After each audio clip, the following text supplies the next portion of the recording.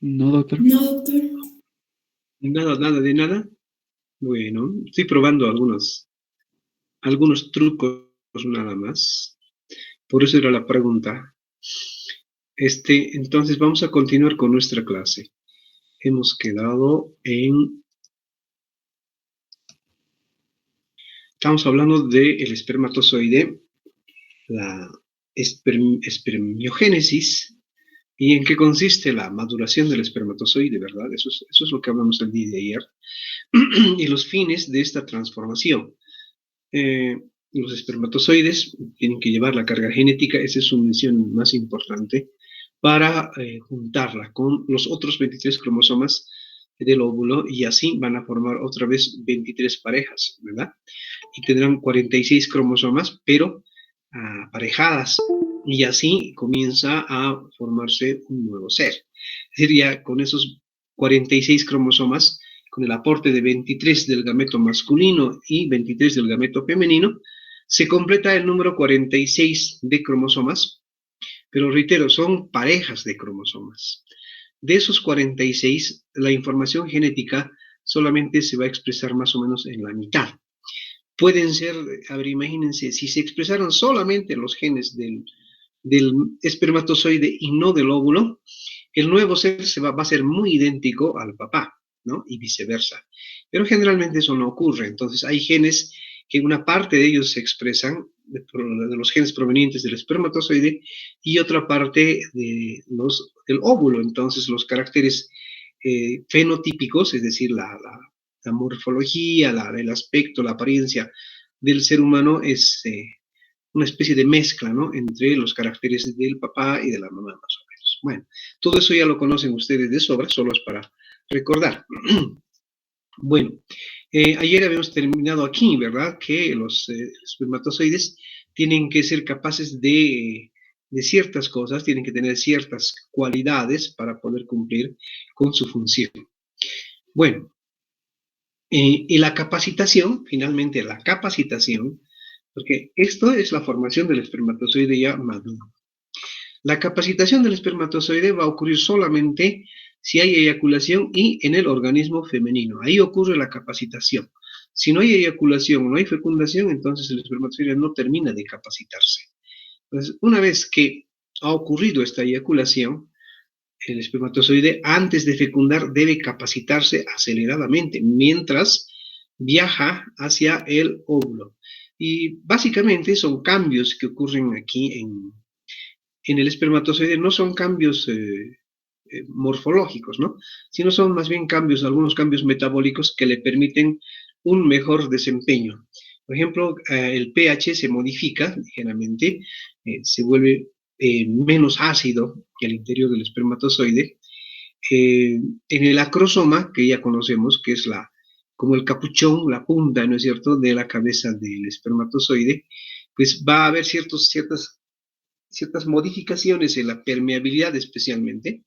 Se pierden algunas proteínas y aumenta la permeabilidad para el calcio. El calcio ingresa, el calcio que está yendo con el líquido seminal, ¿no?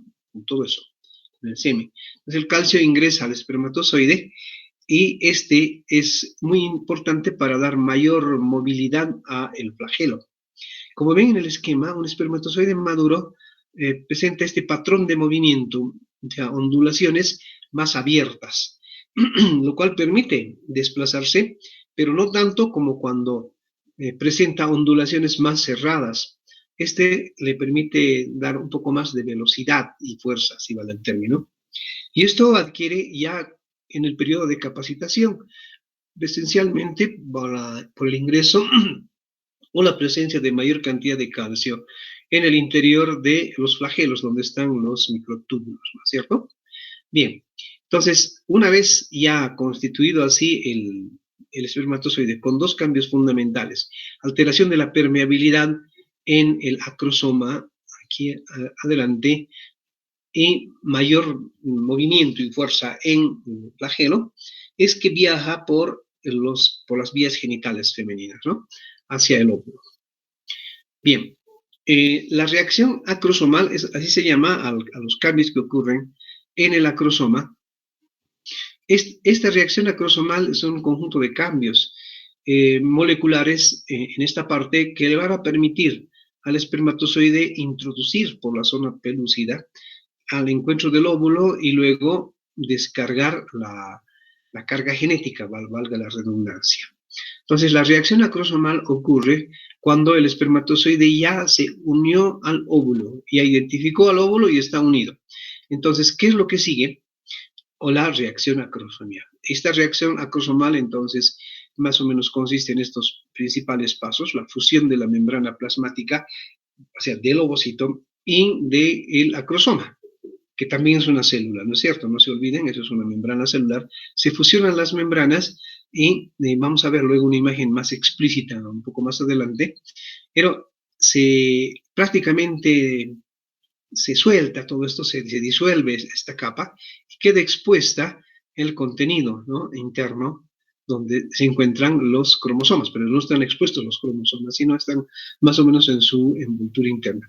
En estas condiciones ingresan por la zona pelúcida al interior del óvulo, y en el interior, más allá de la zona pelúcida, existe otra membrana, que es el ovocito propiamente dicho con ella, y allí es donde va a fusionarse nuevamente lo que queda de este acrosoma para abrirse al interior del ovocito y así introducir los 23 cromosomas. Y entonces ahí cumplió su misión el espermatozoide, ¿no? El espermatozoide en ese momento dirá, pues bueno, ya puede morir feliz porque ha cumplido con su función. Bueno, y esos 23 luego ya se identificarán con los otros 23 que están en el ovocito para formar parejas, se aparean y luego comienza la primera división meiótica o mitótica, perdón, de nuestras vidas. Entonces, en nuestro primer paso va a ser tener 2 células y así sucesivamente, como ustedes ya conocen, habrá una multiplicación progresiva, ¿no?, geométricamente, aumentando en gran cantidad de células hasta el nacimiento y, bueno, la vida que continúa con ese proceso continuo de división celular. La reacción acrosomal, entonces, para graficarlo un poquito mejor, no sé si pueden ver en video aquí abajo, ¿sí? ¿Ven cómo se modifica esta membrana? La membrana externa prácticamente es como si estallara, ¿no es cierto? Y libera el contenido que aquí está pintado de rojo. Ese es el contenido de sustancias, de enzimas, que van a permitir una mejor cobertura y apertura de espacios o limpieza de barreras para entrar a la zona pelúcida. ¿Ustedes notan esta imagen en movimiento? Sí, se ve, ¿Alguien me doctor. dice? ¿Sí? Sí, doctor. Bueno, entonces ya la imagen nos explica todo, cómo es una reacción acrosomal, ¿verdad? Entonces la parte central, negra, ¿sí?, pintado de negro, es el sitio donde están los cromosomas todavía. En la parte roja, esa es la cubierta enzimática que existía allí, y las 2 capas plomas son las cubiertas, además de lípidos, proteínas, etcétera, que servían como coraza, ¿no?, para la cabeza del espermatozoide. Y así, una vez ya la zona pelúcida, prácticamente ya entró a la gran estructura del ovocito. El ovocito no es una célula simple, ¿no es cierto? Tiene varias cubiertas después de su membrana celular, que es la zona pelúcida y otra membrana externa aún, que ustedes ya lo estudiaron en embriología de sobra. Bueno, tiene que atravesar toda esa barrera. No sé si han visto ustedes, y permítanme hacer esta analogía, más o menos, obviamente nadie ha filmado esto, creo que nadie filmó, obviamente, ¿no?, del viaje a Marte de algunos aparatos que mandan en los países del norte. Sí, recientemente llevaron un vehículo a Marte. Desde allí, este vehículo transmitió las imágenes, ¿no es cierto?, impresionantes de ese planeta. Bueno, entonces han ocurrido una serie de cambios mientras se acercaba a Marte, ¿no? Se desprendía de una cosa y de otra, se iba soltando de envolturas externas, y hasta que quedó, por último, el vehículo nada más, que debía llegar a Marte, ¿verdad? Y ese era el objetivo central, fundamental de esa misión a Marte, ¿sí? Instalar un vehículo que funcione en la superficie marciana. Bueno, así más o menos un proceso similar ocurre aquí. Va liberando cosas, va soltando, etcétera, etcétera, hasta que al final, llegado ya al sitio, ¿no?, elegido al destino final, pues entran los 23 cromosomas, finalmente. Bueno, esta es una microfotografía por microscopio electrónico donde el espermatozoide está ingresando a la zona pelúcida. Ya entró, ya se ha fusionado. Aquí ya ocurrió la reacción acrosomal. Entonces está al interior expuesto, con esta membrana expuesta. Esta membrana interna es la que se va a fusionar con la membrana celular del ovocito directamente. Igual se fusiona y luego se abre al interior del citoplasma para eh, dejar la carga genética. Bueno, más o menos así es el proceso de fecundación. Bien, hablemos ahora de las hormonas sexuales masculinas. Las hormonas masculinas son, sí, masculinas o de efecto masculinizante, son estos, conocidos genéricamente como andrógenos. Ya dijimos que andrógenos, más o menos etimológicamente significa formador o de genos, génesis, formación, y andros de hombre, ¿no? Querría decir formador de hombre, algo así. Pero entendemos que estos lo que hacen es estimular el desarrollo de los caracteres sexuales masculinos. Las hormonas androgénicas son la testosterona, la androstenediona y la dehidrotestosterona, como ya os he indicado en una clase anterior. Esas tres hormonas. ¿Dónde se secretan? Pues en las gónadas principalmente y en la médula de las glándulas suprarrenales, ¿verdad? Que ya lo han estudiado. Allí también se sintetizan una parte, un poco de estrógenos en ambos sexos, tanto en el varón como en la mujer. Las mujeres tienen testosterona, obviamente, ya dijimos, y en los ovarios también se sintetiza una escasa cantidad, pero principalmente en las glándulas suprarrenales. Las cantidades de estrógenos en la mujer, perdón, andrógenos en la mujer o estrógenos en el varón, no son lo suficientemente grandes como para poder interferir el desarrollo de los caracteres sexuales, ¿no? Pero sí existen y tienen otras funciones. Bueno, esto es algún aspecto que hay que tener muy en cuenta. La testosterona, o sea, fundamentalmente la testosterona y los demás también, pero principalmente esta hormona, puede transformarse también en estrógenos posteriormente. Eh, la testosterona es una hormona activa, biológicamente activa, pero la más activa es la 5-alfa de hidrotestosterona. ¿Se acuerdan en el capítulo, el tema de hormonas tiroideas? La T4 y la T3 son hormonas activas, pero la más activa era la T3. Sin embargo, había más T4, ¿verdad? Y la T4, gran parte de la T4, no actuaba como T4, sino se convertía en T3, ¿no? Era así. Algo similar ocurre aquí con la testosterona. La testosterona también se convierte en dihidrotestosterona, ¿sí? Y esta es biológicamente mucho más activa. Bueno, el proceso de formación son hormonas esteroideas y todas las hormonas esteroideas, ya saben, derivan del colesterol. La primera molécula que se forma a partir del colesterol en la vía de la síntesis de hormonas sexuales es la pregnenolona. Estas vías, como estamos viendo, son comunes para la formación de estrógenos y de andrógenos, es decir, de hormonas masculinas y hormonas femeninas. Entonces, a partir de la pregnenolona, sucesivamente existen, por acción enzimática, obviamente, la formación de hidroepiandrosterona, androstenediol, androstentriol. Bueno, esta es más o menos esta columna del lado izquierdo o derecho de mi pantalla, izquierdo para lo que estamos viéndolo, van a ser, digamos, el precursor de las hormonas sexuales. En la columna del medio ustedes van a ver la lista de las hormonas masculinas, ¿no? Inicialmente la progesterona, que no es masculina, pero se origina de aquí, está en esta misma línea. La progesterona, que como ya saben, producida por los ovarios durante los ciclos menstruales, con funciones también ya conocidas por esta, ¿verdad? Por acciones de estas enzimas. Este cuadro está en todos los textos. Yo se los voy a pasar también las diapositivas, entonces no voy a dedicarme a leer los nombres de las enzimas, pero es importante recordar especialmente algunas enzimas, como vamos a mencionar, porque tiene importancia médica, ¿no? Especialmente cuando se hacen ciertas terapias. Bien, entonces deriva, por ejemplo, de la dehidroandosterona la androstenediona, del androstenediol la testosterona y de la androstentriol el 16-hidrotestosterona. Estas son las hormonas sexuales que, como ven, por acción de esta enzima, la aromatasa, por hidroxilación, se convierten en estrona, estradiol y estriol en los tejidos periféricos. En las aromatasas están en los tejidos periféricos, principalmente en el tejido adiposo. Entonces, la hormona masculina va a convertirse en hormona femenina en estos tejidos, ¿no? Esa es una de las vías metabólicas para esto.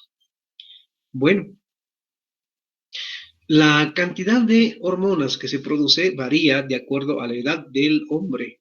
La producción no es continua, si bien el periodo reproductivo en la vida del varón es bastante prolongado, porque mucho depende también de la hormona masculinizante, ¿no es cierto?, de la testosterona. Pero digamos que existen tres momentos de elevación, de aumento de la producción de testosterona en el sexo masculino. Primero, en el periodo fetal. En el periodo fetal, más o menos en la mitad de este periodo, alcanza su pico máximo. El objetivo de las hormonas masculinas antes del nacimiento es permitir la diferenciación gonadal principalmente. Las gónadas primitivas ya tienen obviamente su base, digamos, celular, ¿verdad? Ya existen las células germinativas primordiales. El sexo ya está definido desde el momento de la fecundación, eso hay que tener muy en cuenta. ¿Mm? Y lo que hacen las hormonas masculinas, masculinizantes, los andrógenos, es permitir el desarrollo, la mayor diferenciación de las gónadas masculinas, ¿no? Y en la mujer ocurre lo mismo, pero con los estrógenos. Con los estrógenos lo que va a ocurrir es una mayor diferenciación de la gónada femenina. Bien, cuando termina el periodo de gestación, disminuyen las hormonas sexuales y en el momento del nacimiento, pues están en su nivel más bajo. Y las primeras semanas del nacimiento aumentan nuevamente en el periodo neonatal y luego va a disminuir, ¿no? Más o menos antes del año de edad, obviamente. Solo esto ocurre en los primeros meses. Bien, y así queda en cantidades muy bajas la secreción de esas hormonas hasta el inicio de la pubertad. El aumento de las hormonas masculinas, los andrógenos, marcan ese inicio de la pubertad que ocurre alrededor de los 10, 11 años más o menos en los niños. Ya saben que en las niñas es un poco, está más adelantado, ¿verdad? Entonces, este incremento de las hormonas masculinas hace que ocurran aceleradamente los cambios, tanto en el desarrollo de los caracteres sexuales, ¿no? En las formas, el aspecto somático y psicológico en los adolescentes.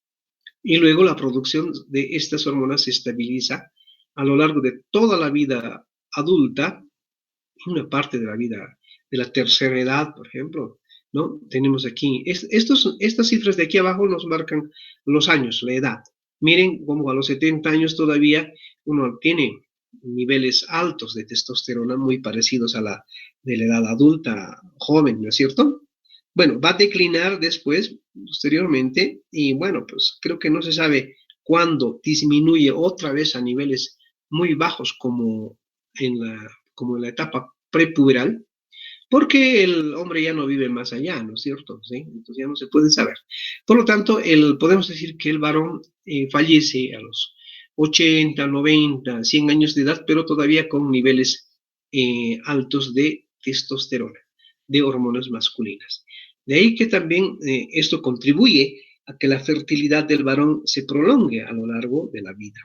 Obviamente la fertilidad va a ir disminuyendo siempre con la edad, pero no desaparece como en la mujer, que con la menopausia prácticamente la mujer ya es infértil, no puede por ningún mecanismo gestar, ¿no es cierto?, nuevamente o producir óvulos. Bueno, la cantidad de hormonas masculinas producidas en el día, más o menos en el adulto, son de 6 a 7 miligramos. Y en el anciano, mayor de 80 años, miren, es casi la mitad, ¿sí? No ha reducido bastante, 4 miligramos al día como promedio. La mayor parte de los andrógenos están unidos a proteínas y solo un 2 a 3% circula libre. Ya sabemos que las hormonas que están libres son las biológicamente activas. En cambio, las que están unidas a proteínas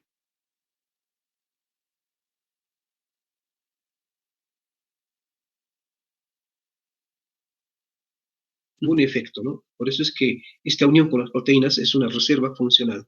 Gradualmente va a ir desprendiéndose de su transportador proteico para poder, obviamente, cumplir con su función. No es que queden atrapados para siempre con la proteína, ¿verdad? No pasa eso. Bueno, entonces, las vías de la testosterona. ¿Qué ocurre con la testosterona? La testosterona en el hueso, en la piel, en la próstata, va por acción de la 5-alfa reductasa, se convierte en dihidrotestosterona. Ese es el elemento más activo a partir de la testosterona.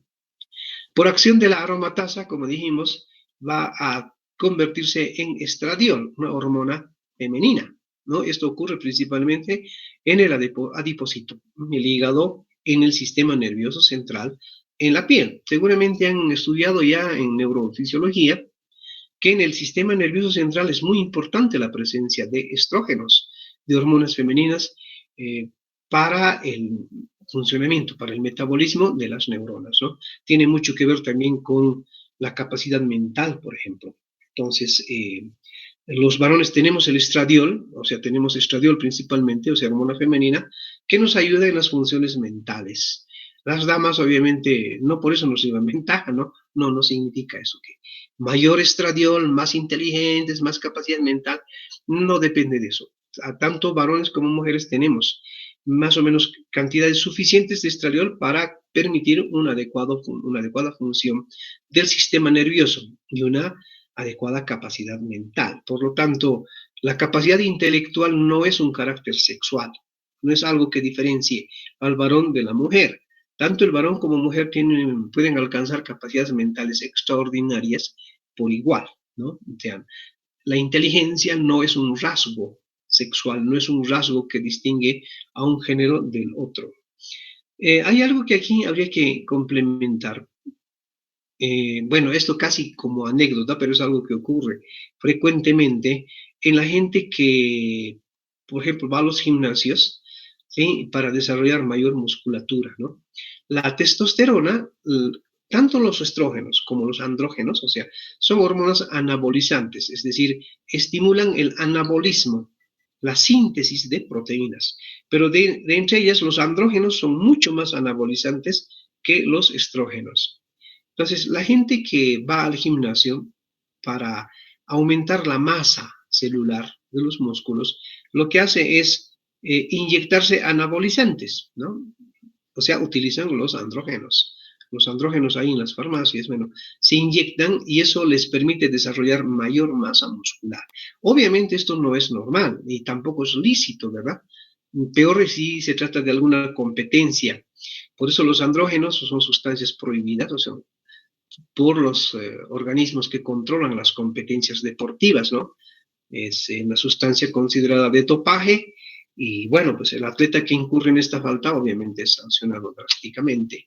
Bueno, entonces la gente que se administra andrógenos con fines de aumentar la masa muscular. Obviamente, si se inyectan andrógenos, no va a aumentar la masa muscular espontáneamente, ¿no? Tienen que hacer actividad física, obviamente. Bueno, entonces, lo que pasa es que este exceso de andrógenos, porque ese exceso, que de por sí el varón ya tiene suficientes andrógenos, pero si se inyecta, eso ya es un exceso que puede tener otros efectos colaterales, pero lo que yo me voy es que este exceso se va a convertir en estradiol, o sea, en estrógenos. Entonces, si bien aumentan los andrógenos por la inyección, también aumentan sus estrógenos en estas personas. De allí es que, por ejemplo, ustedes van a notar en los físicos, algunos, no hablo de todo, ¿no? Obviamente hay algunos deportistas muy sanos que no utilizan nada extra, pero algunos, bueno, desarrollan las glándulas mamarias, ¿sí? Uno nota que desarrollan los músculos pectorales, ¿sí? Se nota eso, claro. Pero eso también van a ver que aumenta el tejido glandular mamario a ese nivel. Y parece que los pectorales fueron mucho más prominentes y en realidad es una mezcla de músculo y tejido adiposo o tejido glandular por acción de los estrógenos y del estradiol principalmente, formado a partir de la testosterona o de los andrógenos inyectados, y de esto se ocupa la aromatasa en el tejido adiposo. Bueno, no es bueno, obviamente, ¿no? Alterar la naturaleza. ¿sí? Va a traer siempre algunas secuelas, no solo en la parte estética. Bien, y finalmente la testosterona se metaboliza, es decir, se vuelve una molécula inactiva, deja de ser hormona, gracias a la acción de la 17 beta deshidrogenasa en el hígado y en el riñón. Y forma un grupo de moléculas conocidas como 17 cetosteroides, que incluso pueden aparecer en la orina. En los controles de dopaje, por ejemplo, cuando hay competencias deportivas, lo que hacen es analizar la orina, ¿verdad? Y en la orina, los deportistas buscan varias moléculas o metabolitos de otras sustancias que pudieran haber ingerido o haberse administrado estos deportistas. Y entre esas sustancias buscan 17 cetosteroides también. Si estos están aumentados, entonces obviamente ellos deducen que este atleta se ha dopado, ¿no? Con andrógenos y obviamente le van a quitar la medalla, van a publicar su nombre, etcétera, etcétera. Bueno, toda la deshonra social y obviamente dejará de participar en competencias, etcétera, etcétera. Y bien merecido, ¿verdad? Porque una competencia siempre tiene que ser sana, ¿no? No, cualquiera que sea su naturaleza, deportiva o no, es una competencia. Una competencia, una confrontación de aptitudes, de cantidades. Nadie va a morir si pierden una competencia, ¿no? Y tampoco se va a convertir en superhombre si el que gana. Pero es un honor nada más el triunfo. Bueno, los efectos principales de las testosteronas es una diapositiva que me he prestado de Gottman y Gilman. Bueno, no saben que me he prestado ellos, ¿no? Porque ni saben que yo existo, ni los conozco personalmente. Bueno, esta es una diapositiva obtenida de ese texto, las bases farmacológicas de la terapéutica, donde ustedes seguramente pueden encontrar esto. Entonces, nos resume la acción de la testosterona, como son hormonas esteroideas, ingresan por la membrana celular y tienen sus receptores prácticamente cerca del núcleo o en el núcleo, ¿no? Y ya saben, el mecanismo siempre va a terminar activando los factores de transcripción. Y a partir de los factores de transcripción se comienza a, digamos, transcribir, valga la redundancia, la información genética para la síntesis de determinadas sustancias o determinadas proteínas. Bueno, y el efecto de la acción de estas hormonas es la regulación de las gonadotrofinas, es decir, va a inhibir, ya sabemos que los andrógenos inhiben la producción de las gonadotrofinas del hipófisis por un mecanismo de retroalimentación. También ya sabemos que los andrógenos entonces intervienen en la espermatogénesis, en la diferenciación sexual en el periodo prenatal, ¿no? Por mecanismos de inhibición o estimulación de los conductos de Wolf o de Muller, que ustedes ya conocen por embriología. Bien, permite el desarrollo de los caracteres sexuales masculinos. A eso se refiere esto de la virilización externa. Bueno, y permite obviamente una madurez sexual, ¿no? Un desarrollo de los caracteres sexuales en una etapa crítica como es la adolescencia. Muy bien, y en relación al desarrollo de los caracteres sexuales, los caracteres sexuales secundarios, caracteres se refiere a las características, a lo que nos caracteriza, ¿no? Sexualmente, al varón nos diferencia de la mujer. Es decir, gracias a los caracteres sexuales uno puede decir quién es varón y quién es mujer, ¿no es cierto? Bueno, los caracteres sexuales son los primarios y los secundarios. Los primarios son los con los que nacemos. Ya adquirimos esos caracteres ya en el periodo fetal y nacemos ya. Entonces, el neonatólogo, cuando en la sala de partos, nos identifica como niño o niña, ¿verdad? Como varón o mujer, gracias a nuestros caracteres sexuales primarios. Los caracteres sexuales primarios entonces son los órganos genitales, porque es lo único que nos diferencia a esa edad, ¿verdad? Porque otros caracteres sexuales masculinos y femeninos no existen en el momento del nacimiento. Nadie nace con bigotes y nada de esas cosas, ¿no es cierto? Bueno, los secundarios son los que van a desarrollarse después del nacimiento. Y estos secundarios, el desarrollo de estos secundarios va a depender fundamentalmente de la presencia de hormonas. Si lo que predomina son las hormonas masculinas, o sea, los andrógenos, como en los niños, entonces el desarrollo va a ser de caracteres sexuales masculinos, ¿no? Normalmente. O si los que predominan, como en las niñas, los estrógenos, los caracteres van a ser femeninos. Bueno, entonces, ya dijimos, estas hormonas son anabolizantes y estimulan fundamentalmente la síntesis proteica y el crecimiento de los tejidos. Ambas hormonas, estrógenos y andrógenos, estimulan y aceleran el crecimiento del cuerpo. Por eso es que las niñas, cuando empieza la pubertad, comienzan a crecer más aceleradamente y los varones también. Pero los que más estimulan este proceso son los andrógenos. Los estrógenos estimulan, pero acortan el tiempo. Bueno, ambos acortan el tiempo de crecimiento, ¿no? Aceleran y lo acortan. Prácticamente después lo frenan. Pero el que acorta más prontamente son los estrógenos. Es decir, por eso las damas terminan de crecer antes que los varones. Los varones pueden seguir creciendo por más tiempo y alcanzan generalmente una talla más alta. Hay mayor masa muscular, mayor masa ósea en los varones precisamente por la acción de las hormonas sexuales, ¿no? Como un mecanismo de adaptación a los hábitos del hombre. Son una adaptación ancestral. Recuerden antes que, bueno, desde siempre el ser humano ha buscado sobrevivir y inicialmente para ello lo que tenía que satisfacer eran las necesidades primarias nada más, ¿verdad? Era de las cavernas, etcétera, lo que buscaban era alimentación y abrigo. Esas son las necesidades primarias, primitivas, ¿no es cierto? Y satisfechos ellos, recién podían pensar en otras necesidades secundarias. Bueno, entonces no necesitaban, ni buscaban, ni se esforzaban por conseguir, qué sé yo, internet y otras comodidades, sino había que satisfacer las necesidades primarias, buscar alimentos. Y los alimentos tenían que buscarlas porque no las producían. No había agricultura, no había ganadería, ellos no domesticaban animales, etcétera. Entonces, todos los alimentos tenían que obtener de la naturaleza, pero ellos tenían que esforzarse, como lo hacen, ¿no? Actualmente los leones, los tigres y todos los demás animales.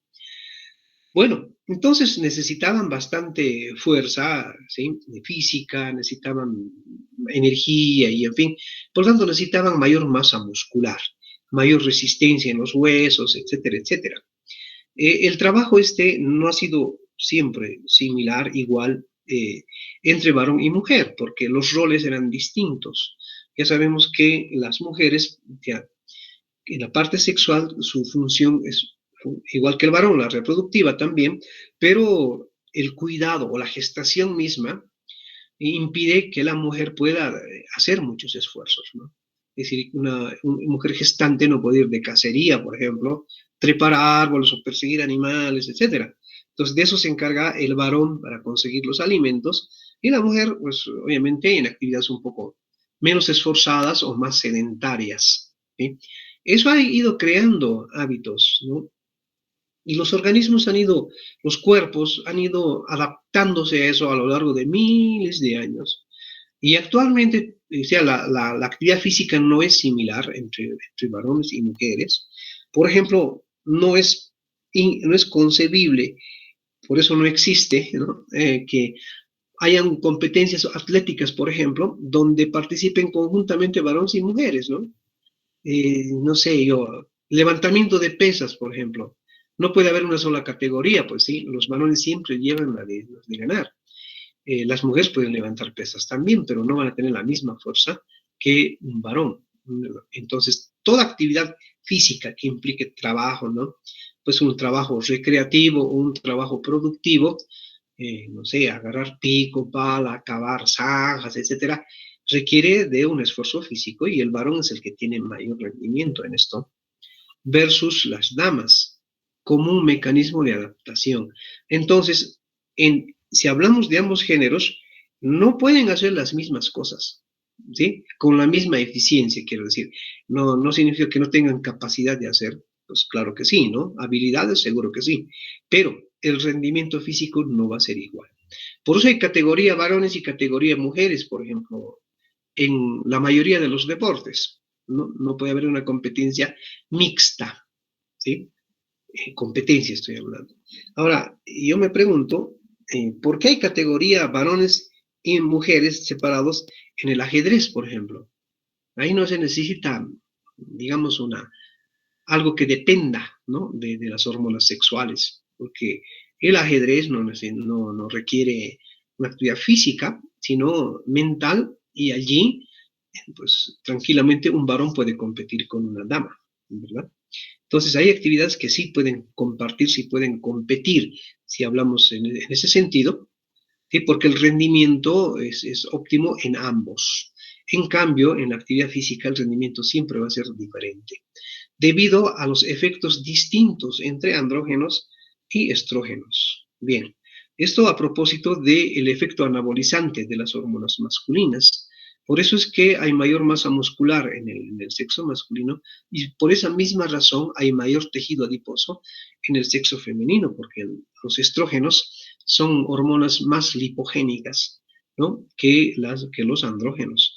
Y eso también es importante porque sabemos que el tejido adiposo es una reserva de fuente energética, de sustratos energéticos, y las mujeres necesitan eso porque van a requerir de esas fuentes durante la gestación. Es decir, podemos decir que las mujeres están siempre preparadas, ¿no? Para ese proceso.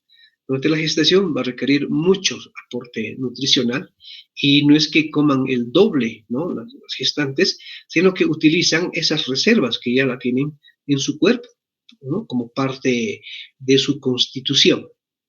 Bueno, entonces, como ven, estos aspectos que nos diferencian en el género, pues dependen de la acción de las hormonas. Esos son caracteres sexuales secundarios, pero no son los únicos, obviamente. Hay una serie de diferencias y para graficarlo, ya les dije, los caracteres sexuales secundarios tienen como función diferenciar el varón de la mujer, pero hacer que cada uno cumpla su rol eficientemente, ¿no? En la vida. Actualmente el humano ya no caza animales, no sube a los árboles para recoger los frutos, sino cultiva sus propios alimentos, ¿verdad? Domestica animales y ahí está, consume esos animales, se alimenta de su huerto. Bueno, ahora hay la división del trabajo, no todos los hombres hacen eso, algunos se dedican a la agricultura, otros se dedican a, como nosotros. Ay, yo no sé qué cosa cultivan ustedes, cuántas papas han cultivado hasta ahora a lo largo de sus vidas, pues probablemente ninguno, porque ese no es nuestro rol, ¿no? En una sociedad ya que cada vez se complejiza más, existe la división del trabajo, ¿no? Cada uno se especializa en hacer algo, pero ese algo sirve para aportar a la misma sociedad. Porque si uno no aporta a la sociedad degenera, decae o no progresa, no desarrolla esa sociedad. Bueno, la división del trabajo es para ello. Entonces, en lo que uno se especializa, tiene que hacerlo bien. Por lo tanto, si bien nosotros no cultivamos nuestras papas, pues hay que esperar, hay que desear que aquellos que cultivan papas, o sea, los agricultores, lo hagan bien, ¿verdad? Que no contaminen a la papa, que produzcan buena papa, papas nutritivas, etcétera, porque de eso nos vamos a alimentar los que no cultivamos nada. Perdonen, se me trabó un poquito. Voy a, voy a pedir un minutito, ¿ya? Perdón.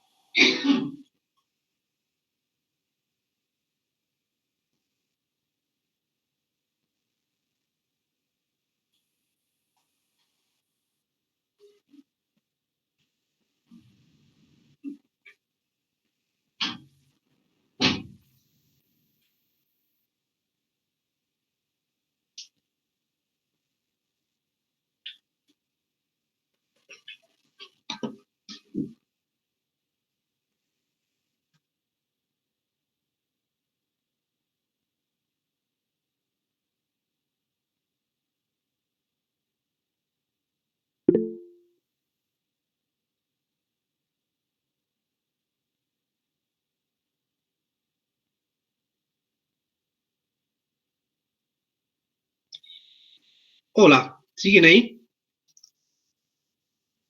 Sí, doctor. No se han ido, ¿verdad? Bueno, yo sigo aquí también. Un pequeño accidente anátomo-funcional.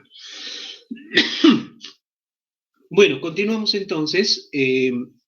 Decía que en nuestro organismo, o sea, el cuerpo, las características que tiene nuestra composición orgánica, nuestra composición corporal, va a depender mucho de lo que hagamos en la vida, ¿no? Como especie, como seres vivos.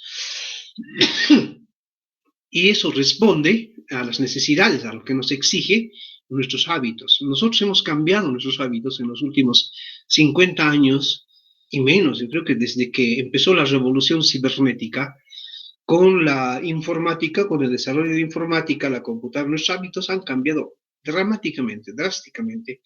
Cada vez nos movemos menos.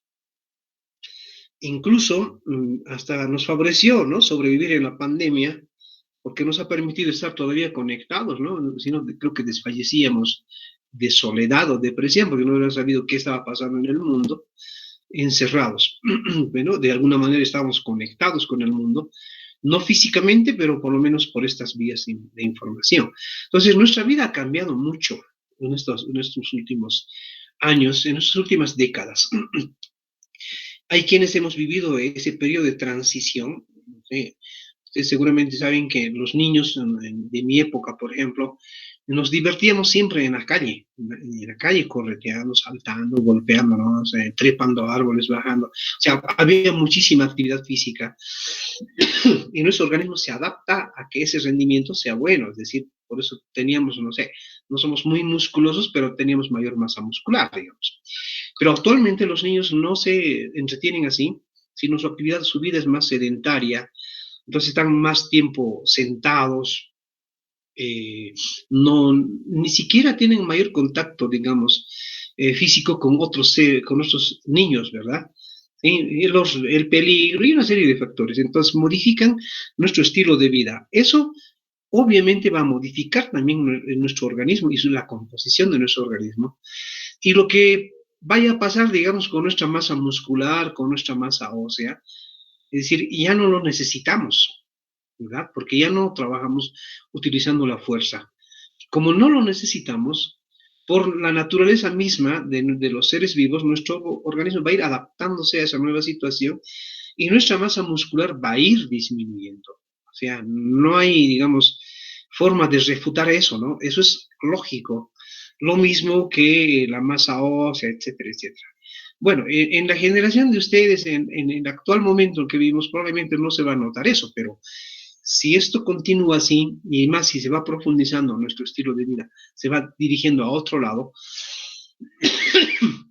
en las futuras generaciones van a haber cambios muy diferentes. Entonces, ellos leerán como algo de la historia de la fisiología, ¿no? Que bueno, nuestros tatarabuelos tenían mayor masa muscular y nosotros no, etcétera, etcétera. No sabemos si algunos músculos van a desaparecer o no. Hay músculos que se van atrofiando, ¿no es cierto? En anatomía han estudiado ustedes con los músculos auriculares, por ejemplo, pues van perdiendo, prácticamente van desapareciendo ya, ¿no? Es una masa muy pequeña, excepto por la pandemia que ahora nos obliga a tener pabellones auriculares un poco fuertes para sostener los barbijos. Bueno, pero eso es temporal, eso no va a modificar nuestra fisonomía. Bueno, entonces, miren ustedes cómo parte de nuestra adaptación a la vida es también parte de los caracteres sexuales secundarios, inducidos por la acción hormonal, por la acción de estas hormonas. La diferencia muscular, bueno, aquí esto es bastante gráfico y muy, obviamente, un poco exagerado porque es de gente que entrena, hace actividades, digamos, por encima de lo habitual. La mayor masa muscular, la diferencia de la masa muscular, pues ustedes lo notan allí, se da fundamentalmente en la cintura escapular. En condiciones normales, las damas, por más esfuerzos que hagan para desarrollar una gran masa muscular, no lo van a poder hacer. Obviamente van a aumentar su masa muscular, pero no en la misma magnitud que la del género masculino.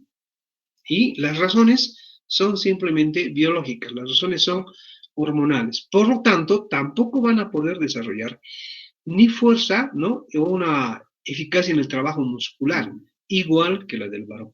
Por eso es que no se los puede comparar, no se puede competir. Entonces, tampoco se puede exigir a las damas hacer un trabajo físico similar a la de los varones. Nosotros vemos que por necesidad en algunos medios, como en nuestro país, hay señoras que trabajan llevando piedras, ¿no es cierto?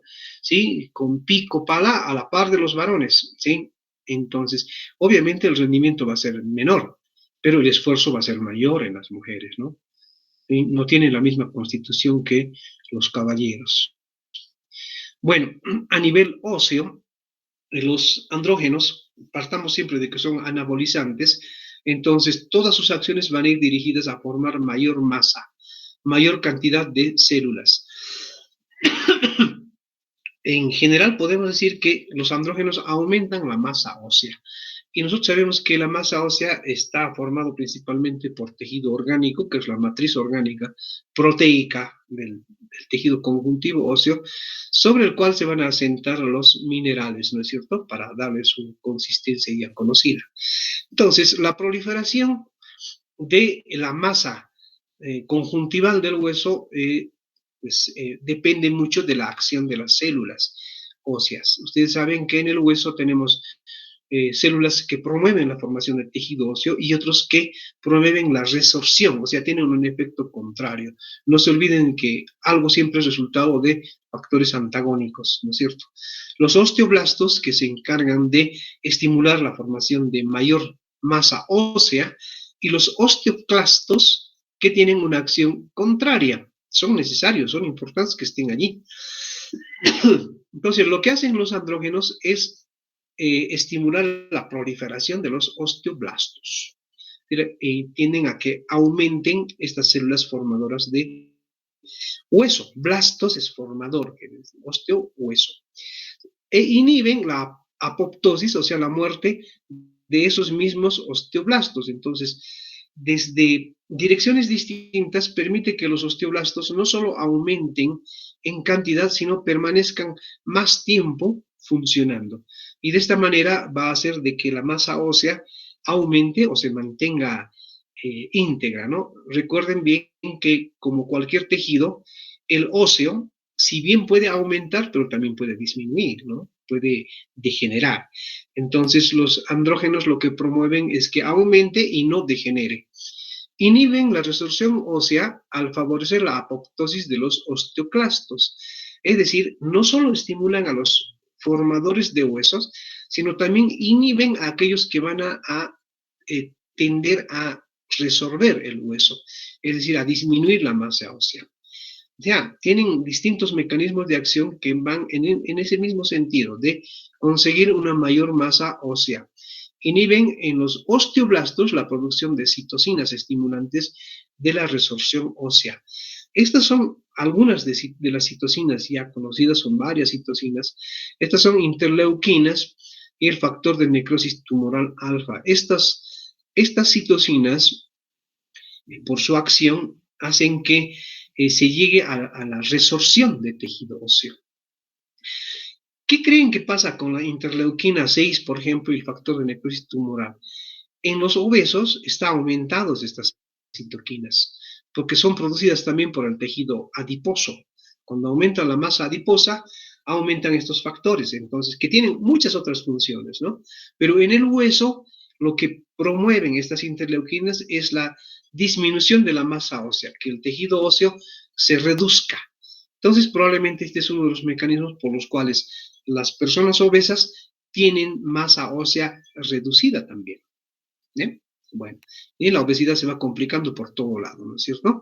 Y finalmente, digamos que estimula la síntesis de osteoprotegerina, que es una citocina que inhibe la actividad de los osteoclastos. O sea, esta es una citocina que va a favorecer la mayor estabilidad del tejido óseo, la mayor formación del tejido óseo, al inhibir a los osteoclastos. Entonces, la acción de esta citocina es favorecida por los andrógenos también.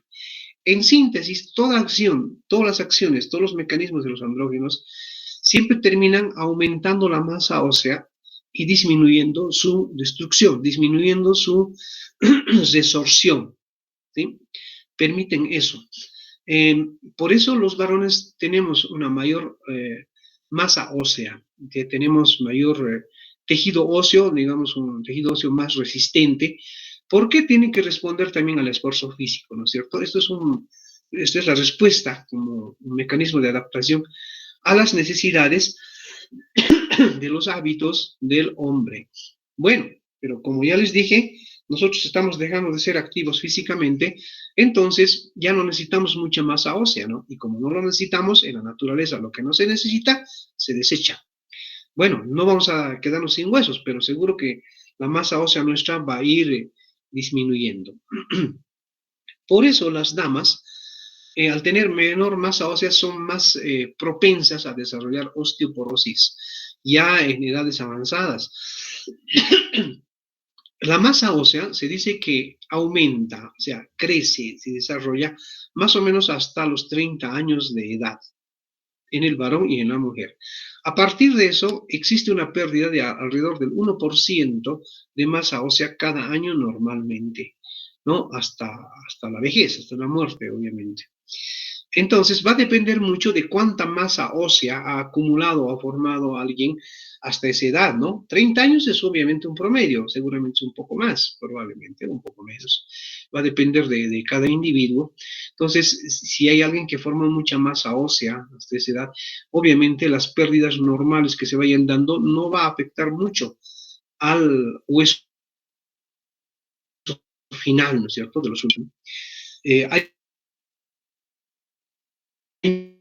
muchos factores en el desarrollo del tejido óseo, ¿no? Ciertos hábitos, como el sedentarismo. El sedentarismo, pues, no es que bloquee la formación de masa ósea, sino que la actividad física, más bien, contraria al sedentarismo, la actividad física ejerce un mecanismo casi físico también, mecánico sobre el hueso.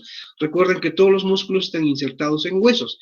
Entonces, esa tracción mecánica de la contracción muscular durante la actividad física es uno de los estímulos para formar tejido óseo. Por lo tanto, menor actividad física, entonces el hueso es estimulado menos. Por lo tanto, va a haber menor masa ósea, ¿no? Entonces, la actividad física es muy importante para desarrollar masa ósea. Algunos hábitos como el tabaquismo son algo que va a ir contra la formación del tejido óseo.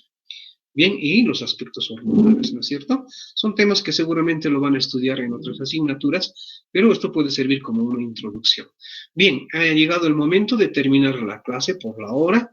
Mañana vamos a continuar. Mañana es nuestra última clase en fisiología de este año. Pues vamos a terminar con este tema que termina con los caracteres sexuales secundarios del varón, que no es mucho ya, nos queda muy poco por hablar, probablemente mañana sea una clase muy corta, pero finalizamos el día de mañana, miércoles.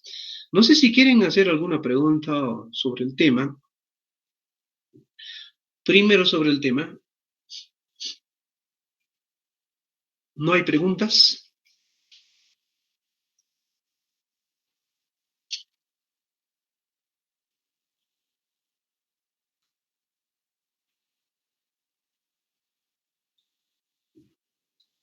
Gracias por el consejo, señorita López. He tomado agüita justamente.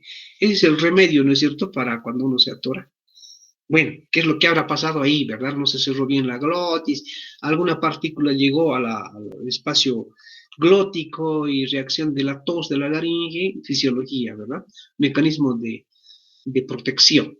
Bueno, como no hay preguntas sobre el tema, me cabe anunciarles lo siguiente: el siguiente examen parcial iba a ser el 1 de este mes, primero de noviembre, este lunes.